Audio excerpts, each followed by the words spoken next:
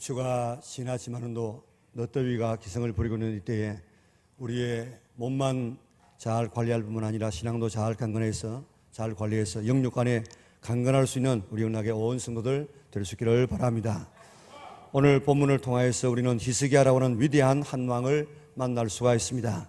우리는 히스기야를 만날 뿐만 아니라 히스기야를 통하여서 하나님이 어떤 분인가를 볼 수가 있습니다. 히스기야를 만나서 본받고 하나님의 마음을 알아서 히스기야와 같이 어디로 가든지 무엇을 하든지 형통할 수 있는 우리 영락의 온 성도들 되시기를 바랍니다.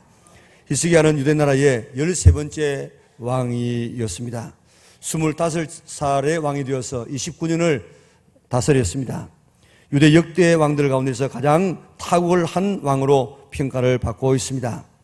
3절에 있는 것처럼 히스기야가 그 조상 다윗의 모든 행위와 같이 여호와 보시기에 정직히 행하여라고 했는데, 이런 표현은 유대 나라의 초창기에 있었던 아사 왕, 그리고 유대 나라 말기에 있었던 요시야 왕과 더불어서 히스기야 왕에게만 주어진 표현입니다. 히스기야는 다윗 왕 다음으로 위대한 왕으로 평가받고 있습니다. 히스기야라는 이름 뜻은 여호와는 나의 힘이라 하는 그런 뜻인데, 그런 그의 이름대로 하나님만 의지해서 나라를 잘 다스렸던 왕입니다. 히스기야가 그의 아버지 아하스로부터 나라를 물려받았을 때는 나라가 말이 아니었습니다. 종교적으로는 완전히 타락했습니다. 성전에서는 예배가 중단되어졌고 가나안의 우상, 다메섹의 우상, 아수르의 우상이 가득 온 나라를 뒤덮었고 몰렉을 위하여서 자식을 태우는 이런 일까지 일어나게 되었습니다. 이 죄로 인하여서 아수르의 지배를 받아 조공을 바쳐야만 나라를 유지할 수가 있었습니다. 아람 왕이 올라와서 땅을 유린했고 블레셋에게 땅을 빼앗겼습니다. 그러니까 나라의 경제는 말이 아니었습니다. 이처럼 히스기야는 신앙과 정치와 경제가 말이 아닌 이런 나라를 물려받아서 왕이 되었습니다. 그러나 그는 왕이 된 다음에는 아버지와 같은 그런 길을 답습하지 않았습니다. 3절에 있는 것처럼 다윗 왕의 행위를 본마다 하나님 보시기에 정직하게 행했습니다. 4절에 있는 것처럼 4가지의 우상을 다 철거합니다. 5절에 있는 것처럼 유대 모든 왕들보다도 하나님을 더 의지했습니다. 6절에 있는 것처럼 하나님과 연합하여 하나님에게서 떠나지 않았습니다. 모세에게 명령하신 모든 계명을 다 지켜 준행했습니다. 그래서 7절에 보면 하나님께서 그와 함께 하심에 히스기야가 어디로 가든지 형통하였더라. 아수르 왕에게서 독립했습니다. 블레셋에게서 빼앗겼던 땅을 되찾았습니다. 신앙이 형통하니까 정치가 형통하고 경제가 형통했습니다. 어디로 가든지 형통했습니다. 무엇을 하든지 형통했습니다. 히스기야의 신앙을 본받아서 히스기야처럼 모든 일, 무엇을 하든지 어디로 가든지 형통한 우리 영락의 온 성도들 될 수 있기를 바랍니다. 9절부터 12절까지는 17장의 말씀을 다시 반복하고 있습니다. 이스라엘 나라가 아수르에게 망한 이야기를 다시 하고 있습니다. 그 이야기를 왜 여기서 또 하는가 하면은 히스기야 왕과 대조하기 위해서 그런 역사를 다시 반복합니다. 히스기야는 어디로 가든지 형통했습니다. 그러나 이스라엘의 왕 호세아는 9년에 나라가 망했습니다. 그 이유는 뭔지 아십니까? 하나님을 바로 섬기지 아니하면 이런 결과가 온다. 한 왕은 어디로 가든지 형통했고 한 왕은 어디로 가든지 불통했습니다. 그 이유를 히스기야를 통해서 보여주고 있습니다. 이런 히스기야를 우리가 보면서 히스기야를 본받고 그래서 어디로 가든지 형통할 수 있는 성도들 되시기를 바랍니다. 어떻게 해서 히스기야가 이런 하나님으로부터 인정받는 이런 신앙의 사람이 되었는가? 2절을 한번 보겠습니다. 우리 2절 같이 읽겠습니다. 그가 왕이 될 때에 나이가 25세라 예루살렘에서 29년을 다스리니라. 그의 어머니의 이름은 아비요 스가랴의 딸이더라. 아멘. 그의 어머니의 이름은 뭐라고요? 아비요. 그 아비는 누구의 딸이라고요? 스가랴의 딸이라고 했습니다. 역대하 29장 1절 이하에 보면은 아비를 아비야로 기록하고 있습니다. 그러니까 아비야가 본래 이름이고 아비는 그것을 축약한 이름인 것 같습니다. 아비야는 여호와는 나의 아버지시다, 그런 뜻인데 스가랴의 딸이었다고 했습니다. 이사야서 8장 2절에 보면 스가랴의 딸인데 그게 보면 이렇게 스가랴에 대해서 이야기하고 있습니다. 스가랴는 진실한 정인 제사장 스가랴, 그렇게 표현하고 있습니다. 여기에 그 어머니를 소개하는 이유는 히스기야가 악한 아버지 아래에서라도 이렇게 바른 신앙을 가질 수 있었던 비결은 어머니의 신앙 때문이고, 그 외할아버지 훌륭한 스가랴라고 하는 제사장 때문에 훌륭한 신앙을 가지게 되었다 하는 것을 강조하기 위해서 그 어머니를 여기서 덜먹이고 있는 것입니다. 어머니의 역할이 이렇게 중요하다는 것을 보여주고 있습니다. 가정의 신앙은 아내와 어머니의 신앙에 달려져 있습니다. 한 가정이 믿음의 가정이 되고 신앙의 가정이 되는 것은 한 여자, 어머니요 아내에 의해서 결정되는 것입니다. 그래서 유대인들의 가정은 어머니의 신앙에 따라서 유대인이 될 수도 있고 또 안 될 수도 있다고 말합니다. 유대인 남자와 이방인 여자가 결혼하면 여자 따라서 그 가정은 이방인이 되어버립니다. 그러나 유대인 여자와 이방인 남자가 결혼하게 되어지면 혈통적으로는 이방인이지만은 그러나 실제적으로는 그 가정은 유대인 가정이 되게 되는 것입니다.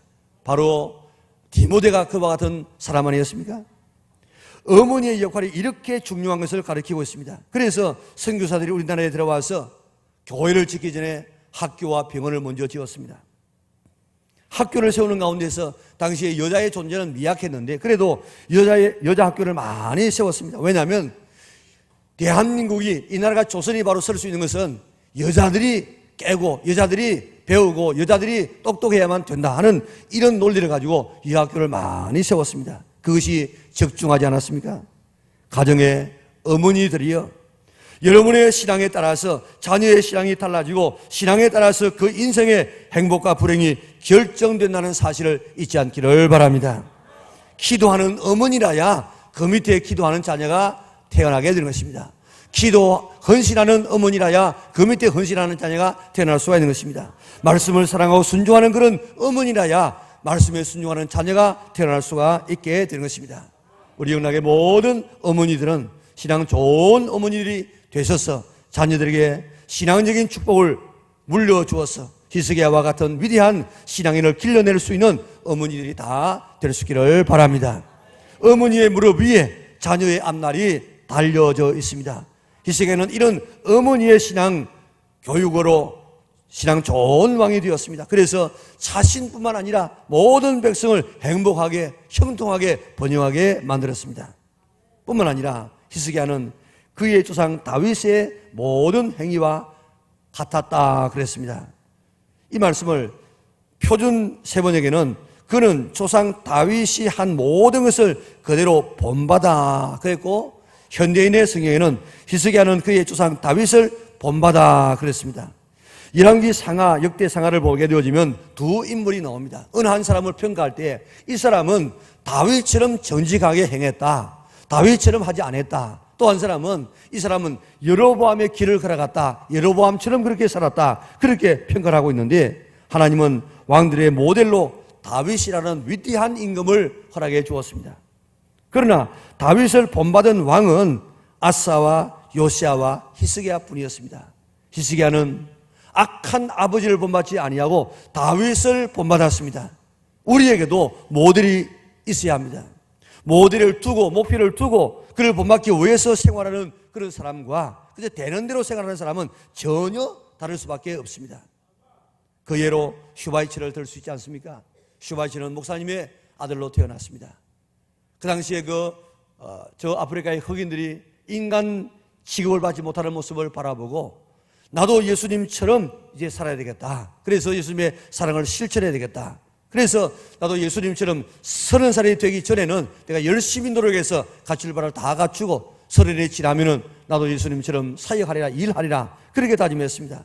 30살 전에 그는 열심히 공부해서 철학 박사가 되었습니다. 음악 박사가 되었습니다. 실학 박사가 되었습니다. 그리고 의학 박사가 되었습니다. 그리고 30이 지났을 때 그는 아프리카 람바네에 가가지고 평생 흑인들을 치료해 주면서 살았습니다.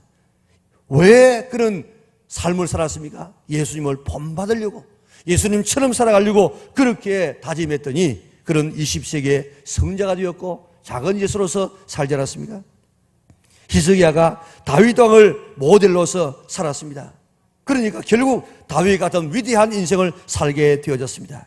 오늘 우리도 신앙의 모델을 가지고 있어야 되겠습니다. 예수님 친히 말씀하시기를 나는 마음이 온유하고 겸손하니 나의 멍에를 메고 내게 배우라고 이야기했습니다. 너희는 이 마음을 품으라 곧 그리스도 예수의 마음이니 예수님의 마음, 예수님의 성품을 가지라고 이야기했습니다. 예수님의 성품이 뭡니까? 온유하고 겸손한 마음입니다. 우리 모든 성도들이 예수님의 이 성품을 우리가 본받으려고 노력할 수 있기를 바랍니다. 예수님의 사역을 본받을 수 있어야 합니다. 예수님의 사역이 뭡니까? 무슨 일을 하셨습니까? 예수님은 오셔서 가르치고 전파하고 치료하셨습니다. 나도 예수님처럼 가르치기 위해서 성경을 열심히 연구하고 신앙생활하고 나도 예수님처럼 전도하기 위해서 내가 잘 훈련받고 내가 예수님처럼 남을 치료하기 위해서 기도하는 삶을 살아가면 하나님은 오늘 우리를 그렇게 사용하여 주실 줄 믿습니다. 예수님의 비전이 뭡니까? 모든 사람을 제자로 삼아서 온 세계를 복음화시키는 것입니다. 예수님의 순종은 죽기까지 십자가에 죽기까지 복종했습니다. 예수님의 삶은 남을 위한 삶이었습니다. 이제 우리 이런 예수님을 모델로 삼아서 예수님의 말씀을 읽으면서 나도 예수님의 발자국에 내 발자국 하나를 올려놓고 또 다른 발자국을 옮겨놓고 예수님처럼 이렇게 살아가려고 노력하게 될 때 우리는 예수님을 본받는 사람이 될 줄 믿습니다. 히스기야는 다윗을 모델로 본받아 살았습니다. 그래서 다윗을 모델로 삼으니까 어떤 삶이 되었습니까? 우리 3절 한번 같이 읽어볼까요? 같이 읽겠습니다. 히스기야가 그의 조상 다윗의 모든 행위와 같이 여호와께서 보시기에 정직하게 행하여 아멘. 여기에 정직하게 행하였다 그렇게 말하고 있습니다. 여기 정직하다고 하는 이 말을 다른 번역에는 옳은 일을 행했다 그렇게 번역하고 있습니다. 그러면 정직한 일, 옳은 일이 뭐냐? 그게 바로 우리가 말하는 정직하다, 거짓말하지 않는다 그런 말이 아니고 오늘 이 본문에서 말하는 정직한 일, 옳은 일은 4절에서 그 답을 주고 있습니다. 우리 4절 같이 한번 읽겠습니다. 그가 여러 신당들을 제거하며 주상을 깨뜨리며 아세라 목상을 찍으며 모세가 만들었던 노뱀을 이스라엘 자손이 이때까지 향하여 분향하였으므로 그것을 부수고 느후스단이라 일컬었더라. 아멘. 여기에 산당을 제거했다고 했습니다. 산당은 예루살렘의 성전이 세워지기까지는 신앙의 종교적인 하나의 장소였습니다. 그래서 기브온에 솔로몬에 가서 1,000번제를 드리지 않았습니까? 그러나 예루살렘의 성전이 세워진 다음에는 거기에 와서 예배를 드리라고 이야기했습니다. 그런데 이스라엘 백성들은 자기 주변에 산당을 세우고 다양한 이방 신상을 세웠습니다. 이방 종교와 연합하여서 혼합주의 종교의 대표적인 장소로 만들어버리고 말았습니다. 반 여호와 신앙의 상징이 되고 말았습니다. 어느 왕도 그 산당을 감히 건드리지를 못했습니다. 그러나 히스기야는 그 산당들을 다 제거했다고 이야기했습니다. 그리고 주상을 깨뜨렸습니다. 주상은 기둥인데 이것은 바알을 상징하는 우상입니다. 또 아세라상을 찍었다고 했습니다. 바알과 아세라는 가나안의 대표적인 우상들입니다. 뿐만 아니라 모세가 만든 노뱀을 부수었다고 했습니다. 이스라엘 백성이 하나님을 원망하다가 불뱀에게 물려 죽습니다. 막 불뱀이 물으니까 그 독에 몸이 아주 막 열이 펄펄 나다가 이렇게 죽습니다. 이렇게 죽어가는 이스라엘 백성들이 우리가 하나님 잘못했습니다. 살려주세요. 그렇게 하니까 모세에게 이야기합니다. 노스로 뱀을 만들어서 높은 장대에 매달아라. 그리고 그것을 쳐다보라. 그러면 살게 될 것이다. 그래서 모세가 노뱀을 만들어서 장대에 매달았습니다. 이스라엘 백성이 쳐다보았습니다. 살았습니다. 신기했습니다. 얼마나 신기합니까? 그렇게 열이 나고 불뱀에 물려 죽던 사람이 그 노뱀만 바라보면 살게 되었으니까 얼마나 신기합니까? 그래서 그 노뱀을 섬기기 시작했습니다. 분향했다는 말은 예배하기 시작했다 이 말입니다. 그런데 그게 어디까지 왔느냐? 히스기야가 살고 있는 이때까지 왔다 이 말입니다. 그래서 그 모든 노뱀을 다 이렇게 부수어버리고 느후스단이라 불렀습니다. 느후스단에는 노 조각에 불과한 것이다. 이와 같은 말씀이 여호와 역대하 29장에도 나오고 있는데 거기에 보면 이런 우상을 다 제거하고 끝나는 것이 아니고 유월절 예배를 성대하게 드립니다. 거기 보면 성전을 청결하게 합니다. 그리고 예배를 회복합니다. 그랬더니 예루살렘에 큰 기쁨이 있어서 다윗과 솔로몬 이후에 이런 예배 드리는 기쁨이 없었다고 이야기했습니다. 하나님 앞에 드리는 기도가 다 연락되게 되었다고 했습니다. 히스기야의 이런 이 정직, 옳은 행실이 뭐냐? 그것은 한마디로 말하면 예배의 회복입니다. 바른 예배를 위해서 우상을 다 제거했습니다. 성전을 청결하게 했습니다. 회개했습니다. 그리고 하나님의 법대로 유월절을 지켰습니다. 그때 큰 기쁨과 기도가 응답되었습니다. 이 예배의 회복이 정직이요 옳은 일인 것입니다. 우리 정말 하나님 앞에서 이런 예배의 회복자가 될 수 있기를 바랍니다. 신앙 회복은 곧 예배 회복입니다. 예배가 짐이 되어지고 예배가 지루하고 예배가 싫어지고 또 예배 드려야 되나, 예배의 은혜가 되지 않은 이것은 신앙이 병드는 나라의 정인 줄 알고 예배가 기다려지고 예배가 기뻐지는 아름다운 예배를 회복할 수 있기를 바랍니다. 예배가 살아있고 예배 속에서 하나님을 만나고 예배 속에서 감격이 있고 예배 속에서 눈물이 있고 삶이 변화되는 이런 이 예배를 드려야 이것이 하나님 앞에 정직한 삶이요 옳은 행실인 것입니다. 바른 예배를 드리려고 하면은 예배에 방해되는 우상을 제거해야 됩니다. 그래서 히스기야는 산당을 제거하고 바알과 아세데롯을 다 제거하고 노뱀을 다 제거했습니다. 왜 이 네 가지의 재물을, 네 가지의 이 우상을 다 지금 제거하느냐? 이 네 가지가 지향하는 것이 뭔가 하면은 다 물질 숭배입니다. 당시의 우상 섬기는 모든 사람들의 마음에는 어떻게 하면 물질을 좀 얻을 것인가? 그 대표적인 신이 바로 바알과 아세라 신입니다. 이것을 통하여서 하나님께서 하늘이 비를 내려주고 바알이 비를 내려주고 그래서 땅이 잘 띄어지고 농사를 잘 띄어서 부하게 되어진다. 그렇게 생각했습니다. 그래서 하나님 앞에 예배를 드리면서라도 또 바알과 아세라스를 섬겼다 이 말입니다.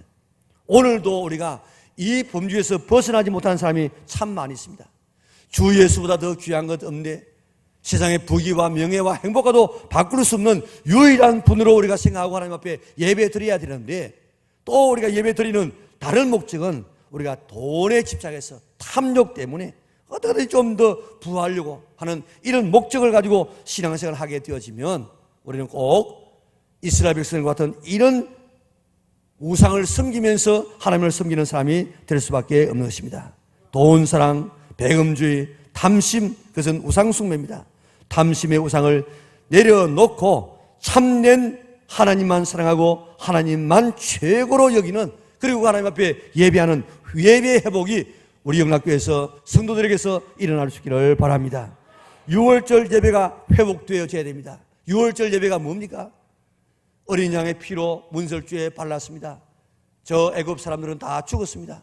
그러나 이스라엘 백성들은 살았습니다. 그래서 출애굽하게 된 것이 유월절입니다. 그것을 기념하는 예배가 유월절 예배입니다.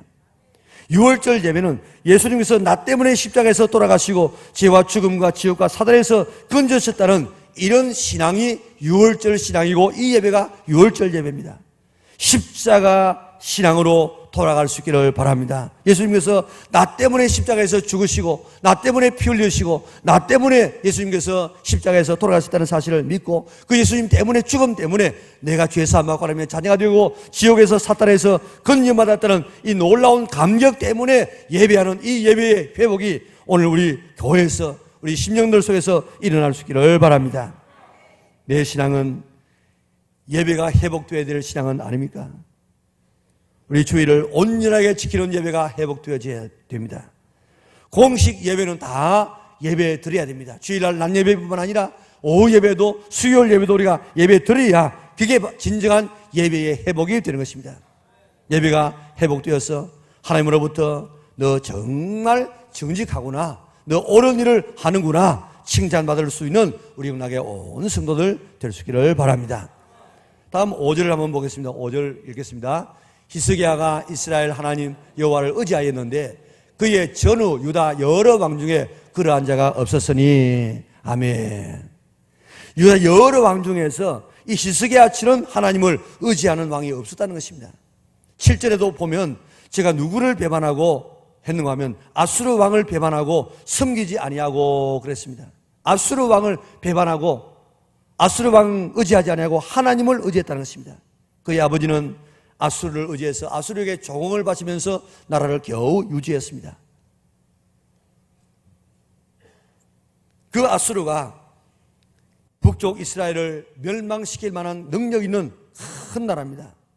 11절에 보면 이스라엘 백성이 다시금 힘을 쓰지 못하도록 할라와 하몰과 메대에 다 흩어버려서 다시 일어나지 못하도록 만들었다고 했습니다.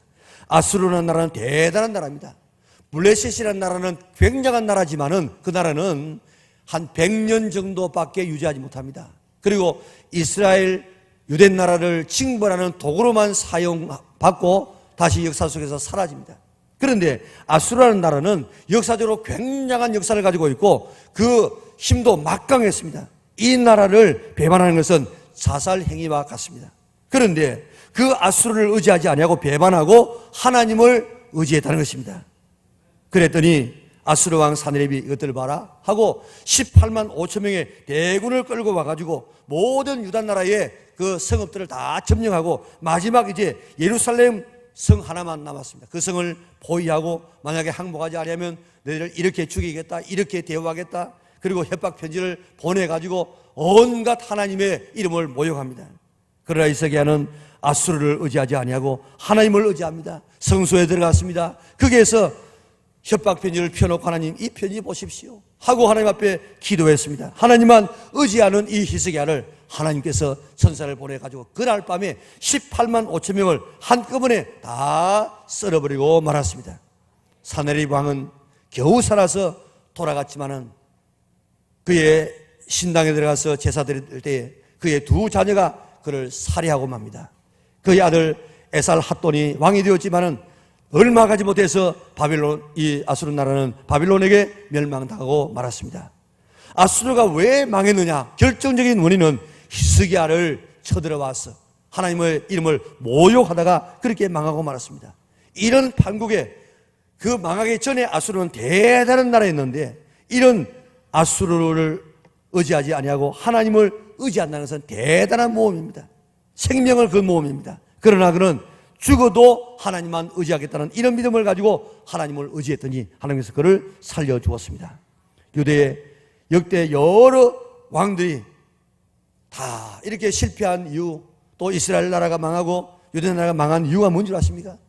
유대 나라가 왜 망했는가 하면은 그저 바빌론이나 섬기면서 그저 항복하고 그랬으면요 이 유대 나라는 그런대로 나라를 유지할 수 있었습니다.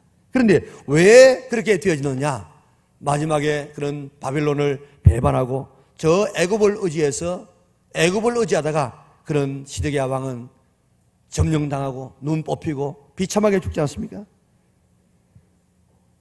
하나님을 나의 힘으로 삼는 이런 히스기야, 하나님께서 그를 책임져 주었습니다. 이제부터 하나님을 나의 힘으로 삼으시기를 바랍니다. 하나님만 의지하시기 바랍니다. 도울 힘이 없는 인생, 사람 의지하지 말고, 돌고 도는 돈 의지하지 말고, 화무 11호이라는 말이 있습니다. 열흘 동안 붉은 꽃이 없다는 말입니다. 인간의 영화도 언젠가는 다 떨어지게 되기 때문에 이런 권력도 의지하지 말고 내 젊음도 의지하지 말고 하나님만 의지할 수 있기를 바랍니다. 이것이 형통의 비결입니다. 이것이 히스기야의 신앙이었습니다. 다음 6절을 보세요. 6절을 한번 다시 읽겠습니다. 곧 그가 여호와께 연합하여 그에게서 떠나지 아니하고 여호와께서 모세에게 명령하신 계명을 지켰더라. 아멘.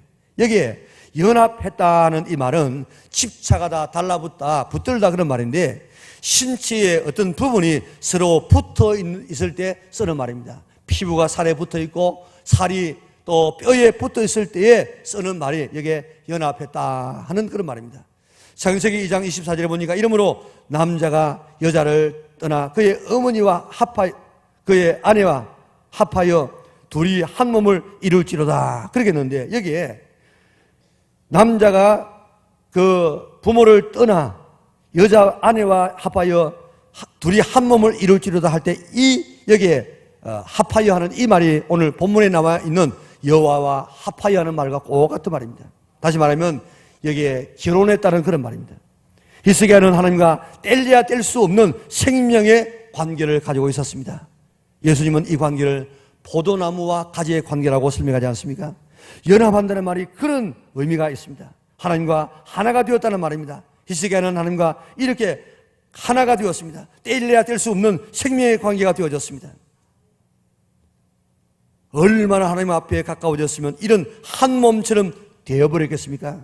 하나님과 이런 관계가 될 수 있는 성도들 되시기를 바랍니다. 눈을 떠서 눈을 감는 그 순간까지, 때로는 꿈에서까지라도 늘 하나님과 연합하고 하나님을 생각하고 하나님 앞에 기도하고 하나님과 동행하는 성도들 되시기를 바랍니다. 뿐만 아니라 6절을 보면요, 여호와께서 모세에게 명령하신 계명을 지켰더라 그랬습니다. 시우말 성경이나 현대인의 성경에는 여호와께서 모세에게 명령한 계명을 다 지켰다고 그렇게 강조하고 있습니다. 자, 한번 다시 정리 한번 해보겠습니다. 히스기야는 아버지가 형편없는 나라를 물려주었지만은 그러나 아버지를 닮지 아니하고 어머니의 신앙과 가르침을 받았고 다윗을 모델로 삼아서 다윗과 같이 정직하고 형통한 삶을 살았습니다. 그래서 그가 예배가 회복되어졌습니다. 아수를 의지하지 않으려고 하나님 의지했습니다. 하나님과 연합해서 뗄래야 뗄 수 없는 생명의 관계가 되어졌습니다. 모세를 통하여서 말씀하신 하나님의 계명을 다 지켜 행하였습니다. 그러니까 어떤 결과가 왔느냐? 7절의 결과가 왔습니다. 우리 7절 같이 읽습니다. 여호와께서 그와 함께 하심이 그가 어디로 가든지 형통하였더라. 제가 아수르 왕을 배반하고 섬기지 아니하였고. 아멘. 여호와께서 그와 함께 하심이 어떨 때 함께 했습니까? 예배가 회복되어지고 하나님을 의지하고 하나님과 연합하여 하나가 되어지고 하나님의 계명을 지키게 되었을 때 여호와께서 이제 그와 함께 하심이, 자, 이 얼마나 아름다운 표현인지 모릅니다. 하나님의 모든 뜻과 하나님의 목적은 이 우리와 함께하는 여기에 있습니다. 하나님은 우리와 함께하기 위해서 우리를 하나님의 형상대로 지었습니다. 우리와 함께하기 위해서 우리를 창조했습니다. 우리와 함께하기 위해서 살게 하기 위해서 에덴 동산을 만들었습니다. 하나님은 우리와 함께 살기 위해서 성막을 만들었어요. 교회를 만들었어요. 그래서 하나님을 만나는 장소로 만들었습니다. 하나님은 우리와 함께 만나기 위해서 제사를 통해서 길을 만들어 놓았습니다. 하나님은 우리와 함께하기 위해서 신정국가인 이스라엘을 택합니다. 그래서 하나님은 7위 왕이 되시고 이스라엘 백성들 백성이 되어서 함께 생활하여서 하나님의 나라를 이루가기를 원했습니다. 그러나 이스라엘 백성들이 거부해서 북쪽 이스라엘도 망하고 남쪽 이스라엘도 망한 것 남쪽 유다도 망한 것 아닙니까? 하나님은 우리와 함께하기 위해서 예수님을 이 땅에 보내셨습니다. 지금도 우리의 마음에 들어오시기 위하여서 문을 두드리고 있습니다. 아무개야 문 열어라. 우리 마음의 문을 두드리고 마음의 문을 열면 우리 속에 들어와서 우리와 더불어 먹고 마시겠다고, 한 가족이 되겠다고, 함께 살겠다고 우리에게 말씀하고 있습니다. 지금도 성령으로 우리 마음에 오셔서 우리 마음에 함께 계시기를 원하십니다. 장차 우리를 하나님의 영원한 나라로 데려가셔서 영원토록 하나님의 나라에서 살게 될 것입니다. 그러니까 하나님의 근본적인 모든 목적은 우리와 함께 있는 것입니다. 하나님은 우리와 함께 하시기를 원하십니다. 어떤 사람에게요? 바른 예배를 드리는 사람과 함께 하기를 원하십니다. 하나님만 의지하는 사람과 함께 하기를 원하십니다. 하나님과 연합하는 자가 함께 하기를 원하십니다. 하나님의 계명을 지키는 자와 함께 하기를 원하십니다. 이런 하나님이 함께하는 성도들 될 수 있기를 바랍니다. 하나님이 함께 하시니까 어떤 결과가 왔습니까? 어디로 가든지 형통했다고 이야기했습니다. 무슨 일을 하든지 형통했다는 말입니다. 신앙이 회복되니까, 그래서 하나님과 함께 하니까 이제 정치가 형통하게 되었습니다. 아수르 18만 5천 명을 한순간에 다 물리치고 블레셋까지 쳐들어가서 가사까지 들어가는데, 가사는 지금 우리가 말하는 지금 저 팔레스타인의 가자 지구라지, 가자 지구, 그 가자 지구까지 들어갔다 이 말입니다. 사방의 모든 땅들을 다 점령하게 되어졌습니다. 정치적으로 행동했습니다. 경제적으로 행동했습니다. 모든 일이 형통하게 되었습니다. 왜 그렇습니까? 하나님께서 함께 하시니까. 기본 시간에 읽어드린 것처럼 여호수아 1장에도 보니까 말씀대로 살면 하나님께서 함께 하시고 하나님께서 함께 하시면 형통하게 됩니다. 이것이 신앙의 우리의 삶의 공식인 줄 믿으시기를 바랍니다. 요셉의 경우도 보세요. 요셉은 종으로 팔려갔지요. 그러나 39장 2절과 3절에 보면 여호와께서, 같이 읽겠습니다. 여호와께서 요셉과 함께 하심으로 그가 형통한 자가 되어 그의 주인 애굽 사람의 집에 있으니 그의 주인이 여호와께서 그와 함께 하심을 보며 또 여호와께서 그의 범사에 형통하게 하심을 보았더라. 할렐루야. 얼마나 놀라운 이야기입니까? 요셉과 함께 하심을 보디발이 보았어요. 그리고 그 결과로 형통한 것을 다 보았다고 이야기합니다. 그런데 그 형통 또 조금 있다가 어려움이 왔습니다. 옥에 갇혔습니다. 누명을 썼습니다. 억울합니다. 표창받아야 할 일인데 이렇게 징계를 받게 되었습니다. 그러나 23절에 보니까 또 이야기합니다. 같이 읽겠습니다. 간수장은 그의 손에 맡긴 것을 무엇이든지 살펴보지 아니하였으니 이는 여호와께서 요셉과 함께 하심이라. 여호와께서 그를 범사에 형통하게 하셨더라. 아멘. 하나님이 함께 하시면 그 결과로 형통하게 되는 것입니다.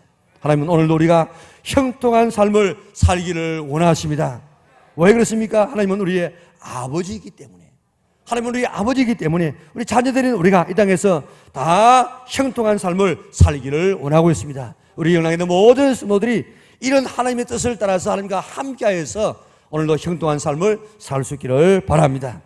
그러나 형통한 삶을 사는 방법을 모르는 사람이 너무너무 많습니다. 또 알고 있더라도 실천하지 못하는 사람이 참 많이 있는데 오늘 우리는 이 본문 말씀을 통해서 어떻게 하면 하나님께서 우리에게 함께 할 수 있는가, 어떻게 하면 함께한 결과로 형통할 수 있는가를 우리가 깨닫게 되어지고 배웠습니다. 이제 실천할 수 있는 일들 될 수 있기를 바랍니다. 어떻게 하면 함께하고 어떻게 하면 형통할 수 있다고요? 바로 예배가 회복되어야 됩니다. 하나님만 의지해야 됩니다. 하나님과 연합되어져서 떨어질 수 없는 관계가 되어져야 됩니다. 하나님의 계명을 지켜야 됩니다. 그러면 하나님께서 함께 하시고 하나님께서 함께 하시면 형통한 삶을 주마고 약속해 주었습니다. 우리 영락에 있는 모든 성도들 예배가 회복될 수 있기를 바랍니다.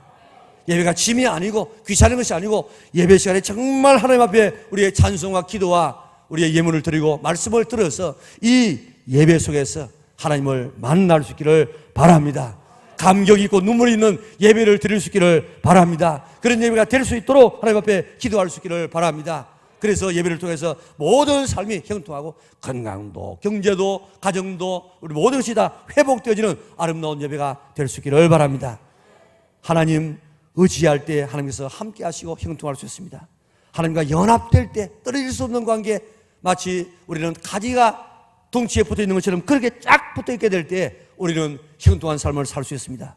하나님의 계명을 지킬 때 우리는 하나님이 함께하고 함께할 때 형통한 삶을 살 수 있습니다. 이렇게 해서 하나님이 함께해서 어디를 가든지 무엇을 하든지 다 형통할 수 있는 우리 영락의 온 성도들 되어져서 건강도 형통하고 우리의 물질도 형통하고 가정도 형통하고 자녀도 형통하고 신앙도 형통하고 직장도 형통하고 모든 삶에 형통하여서 다른 사람이 우리를 바라볼 때 하나님께서 함께하구나, 그래서 저 사람의 삶이 형통하구나, 하나님 앞에 영광을 돌릴 수 있는 다른 사람의 복을 나누어줄 수 있는 우리 영락의 온 성도들 될 수 있기를 주님의 이름으로 축원합니다. 사랑을 하신 아버지 하나님, 하나님의 은혜와 사랑을 참으로 감사합니다. 하나님은 우리가 아버지가 되셔서 우리와 함께하기를 원하시는데 아담과 하와는 하나님과 함께하기를 원하지 아니하고 자기 마음대로 살기를 원하다가 에덴 동산을 내서 쫓기남을 당했고, 하나님은 또 이스라엘이라는 나라를 택하여서 하나님은 왕이 되시고 이스라엘 백성이 되어져서 함께하기를 원하셨지만은 이스라엘 나라가 함께하기를 원하지 않고 다른 우상을 섬기고 자기 마음대로 살아서 또 하나님은 그 나라를 망하게 하시고, 하나님은 예수님을 이 땅에 보내셔서 오늘도 성령을 통하여서 우리와 함께하기를 원하셔서 지금도 교회를 짓고 이곳에서 하나님을 만나게 하신 하나님의 은혜를 생각할 때 참으로 감사를 돌려옵나이다. 최고의 축복은 하나님이 나와 함께 하심을 믿게 하여 주시옵소서. 돈이 많은 것이 아니고 오래 사는 것이 아니고 명예가 아니고 최고의 축복은 하나님이 나와 함께 하시는 것을 믿고 하나님이 나와 함께 하기 위하여서 헛되가는 우리가 예배 생활에 성공자가 되게 하시고 예배의 회복자가 되게 축복하여 주시기를 원하옵나이다. 하나님만 의지하는 저들 되게 하여 주옵소서. 세상 의지하지 말고 돈 의지하지 말고 사람 의지하지 말고 권세 의지하지 말고 하나님만 의지하게 하여 주시고 세상과 떨어질 수 없는 하나님과 떨어질 수 없는 그런 관계를 가지고 하나님과 꽉 붙어서 주 떠나가시면 내 생명 어때네, 주님 떠나가시면 내 죽는 줄 알고 생명을 내서 주님에게 붙어있는 저들 되게 하여 주시고 말씀을 지키는 순종하는 계명을 지키는 저들 되어져서 하나님께서 우리와 함께하고 하나님께서 함께 하심으로 하나님께서 동행하여 주셔서 하는 일마다 형통하여서 손대는 것마다 가는 곳곳마다 어디서든지 하나님의 살아계신 영을 보여줄 수 있는 우리 영락의 온 성도들 되게 축복하여 주시옵소서. 혹시라도 내게 형통을 가로막고 있는 요소가 무엇인지를 내가 깨닫고 찾아보아서 다시 회개하여서 형통의 요소들을 다 우리가 갖추어서 형통한 삶을 살아가는 앞에 영광 돌리게 축복하여 주시옵소서. 그래서 영락에 있는 모든 성도는 영육간에 회복되고 영육간에 형통한 영락의 온 성도들 되게 축복하여 주시기를 예수님의 거룩하신 이름으로 기도드리옵나이다. 아멘.